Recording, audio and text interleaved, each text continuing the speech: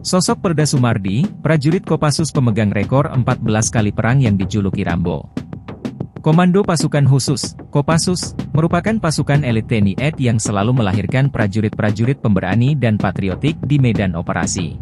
Tak heran jika pasukan dengan ciri khas baret merah ini kerap dikirim untuk menjalankan tugas operasi baik di dalam maupun di luar negeri. Ada banyak cerita menarik dan unik yang dialami para prajurit Kopassus selama bertugas.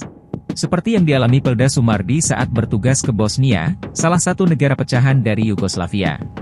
Prajurit yang memiliki kemampuan zeni demolisi ini dijuluki sebagai Mardi, Rambo, karena 14 kali diturunkan ke medan operasi. Rekor yang sangat luar biasa karena biasanya prajurit Kopassus paling hanya 4 kali bertugas di daerah operasi. Bagi Mardi Rambo, penugasannya ke Bosnia merupakan kebahagiaan. Ini tentu berbeda dengan masyarakat sipil, bertugas di daerah konflik merupakan musibah karena nyawa menjadi ancamannya. Namun siapa sangka, kebahagiaan yang dimaksud Mardi Rambo adalah bisa merasakan pesawat landing dikutip dari buku berjudul, Kopassus untuk Indonesia. Selidik punya selidiki, ternyata prajurit yang kenyang pengalaman di medan operasi ini baru pertama kali merasakan landing ketika mau ke Bosnia.